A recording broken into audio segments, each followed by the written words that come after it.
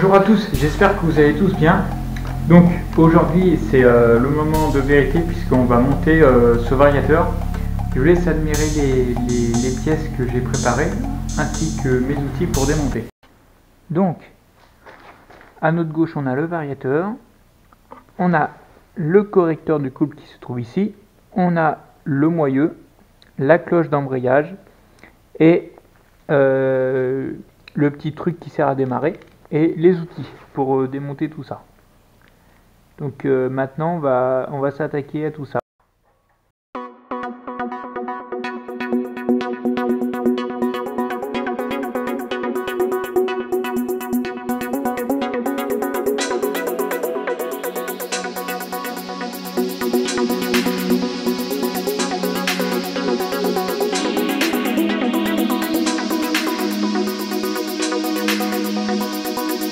Donc du coup je te montre un peu. Donc là j'ai enlevé la roue. Donc maintenant tu vois là je vais mettre le moyeu. Donc en fait il y a différents moyeux puisque il y a des moyeux qui s'adaptent pas. Parce qu'en fait là ici sur la cannelure c'est pas les mêmes que sur certaines jantes, alors du coup c'est pas adaptable. Donc ça varie d'un modèle à un autre. Donc là j'ai eu de la chance en achetant la pièce, ça monte bien. Donc là vous voyez, hop, voilà.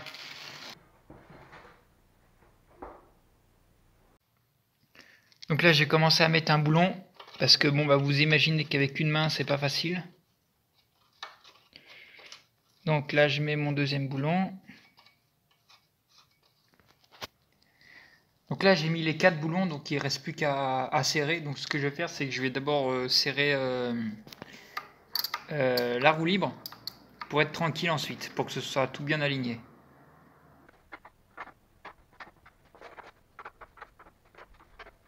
Donc alors une fois que c'est serré, et alors je peux mettre le frein par exemple. Vu que le frein est neuf, je vais devoir détendre au niveau du câble, que je vais faire tout de suite.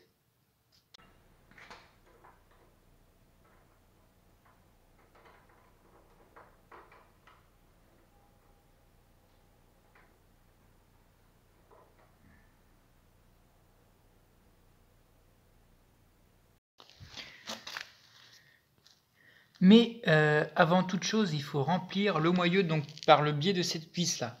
Donc tout simplement, je vais venir dévisser cette vis ici. Voilà. Oui, c'est plein. Alors, là, je vais mettre ma vis rapidos. Ça en fout partout.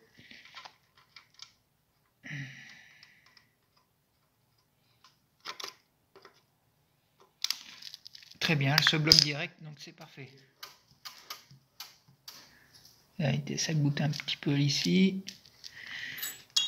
Donc, en tout état de cause, ce que je ferai, moi, on va dire au bout de 500 km, je revisserai les 5 boulons qui sont ici. Il y en a un ici, un autre ici, et je revisserai aussi les 4 boulons qui maintiennent parce que j'ai vu que ça se dévissait un petit peu, même en y serrant fort.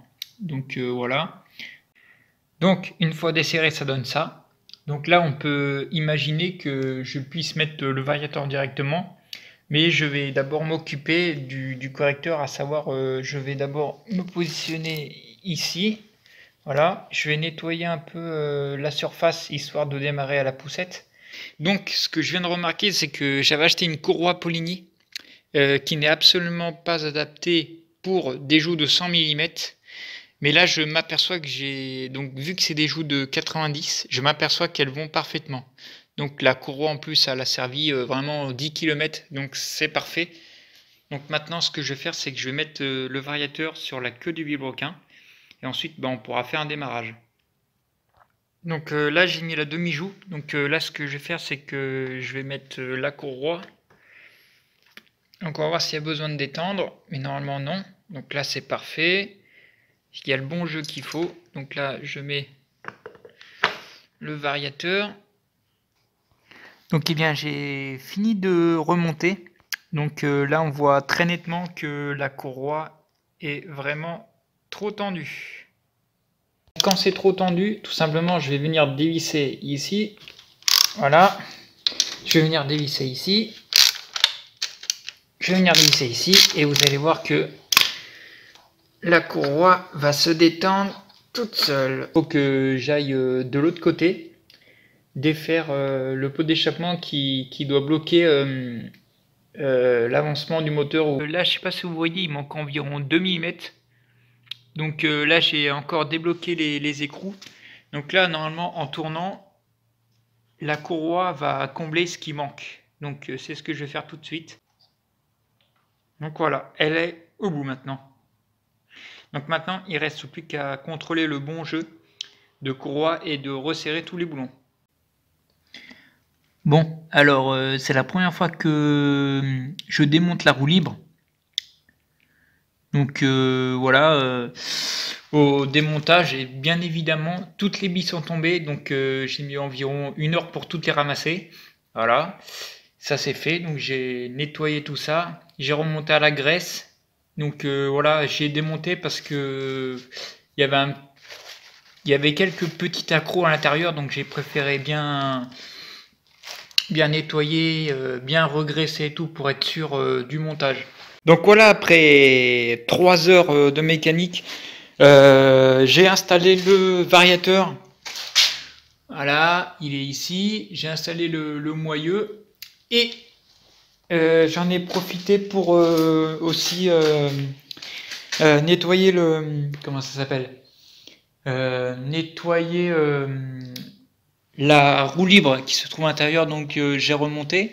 Voilà, parce qu'il y avait un petit bruit. Donc maintenant, on n'entend même plus les billes. Donc c'est nickel. Et donc, il me faut juste trouver un système pour mettre un cache ici. Donc, le cache que j'ai actuellement, il est fait pour un moteur avec un entraînement mono, donc il se trouve ici par terre. Et donc là, il faut, alors soit faut faire une saignée sur le carter, ou soit en acheter un et voilà, puis le repeindre de la même couleur. Donc voilà, c'est tout pour aujourd'hui. Donc là, tout de suite, on va faire un essai sur route pour voir ce que ça donne. Et puis après, on fera un essai embarqué, etc. Et voici le premier démarrage. Fock Beach.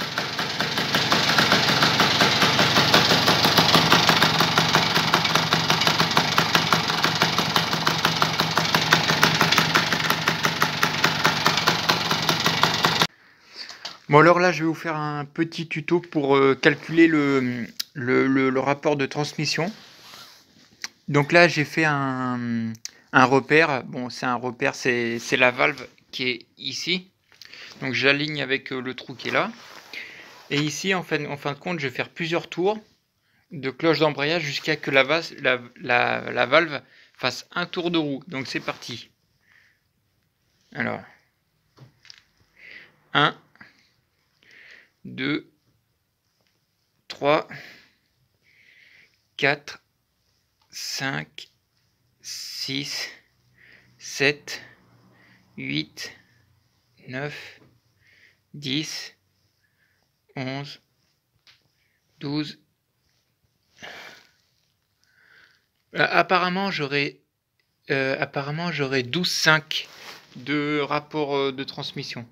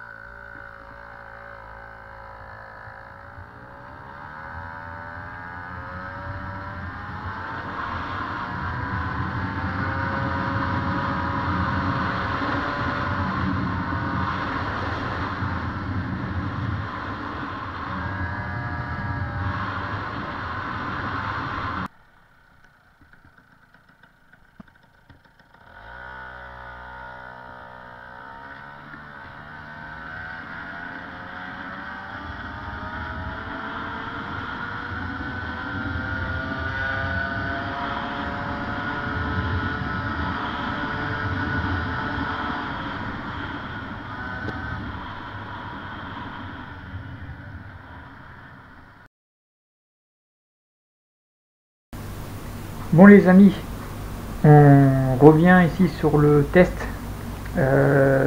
du variateur. Donc ici vous pouvez voir avec la flèche la courbe rouge, c'est sans variateur. Donc on va dire que sans l'aide des pédales c'est vraiment une catastrophe en montée. Et la courbe jaune, on voit qu'il y a un espace et que ça démarre bien plus fort en montée. Donc là malheureusement je ne peux pas arriver au bout des essais parce que tout simplement le variateur est bridé. Donc il faut que j'achète un variateur qui soit déjà débridé. Donc pour ce faire je vais acheter un variateur Polini Uta qui possède plus de possibilités de réglage. Donc c'est à dire que l'origine il y a 5 galets et là il y en a 8 ou 9, donc du coup il y a plus de poids, donc on peut plus facilement régler. Donc du coup vu que moi qui me manque du poids, bah là ce sera parfaitement bien synchro. Donc mes premières impressions c'était franchement ça m'a surpris parce que j'avais pas l'habitude, alors du coup ça fait des roues arrière directement quoi. Donc j'étais vraiment pas surpris. Donc là maintenant c'est génial parce que à peine on accélère et à peine ça part quoi. Donc c'est vraiment génial.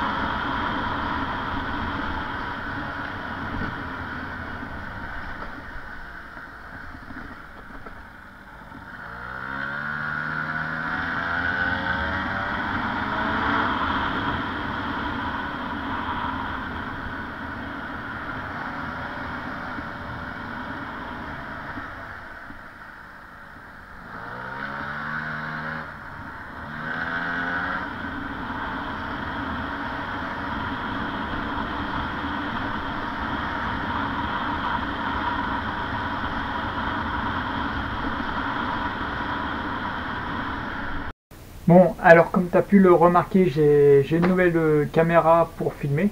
Donc ça va être cool pour faire des vidéos, par exemple sur la route. Mais aussi pour filmer la mécanique. Donc tout simplement, je t'invite à t'abonner sur ma chaîne si ce n'est pas déjà fait. Et je t'invite à partager, à liker cette vidéo. Et si tu as aimé, n'hésite pas à laisser un commentaire. Merci, salut à tous!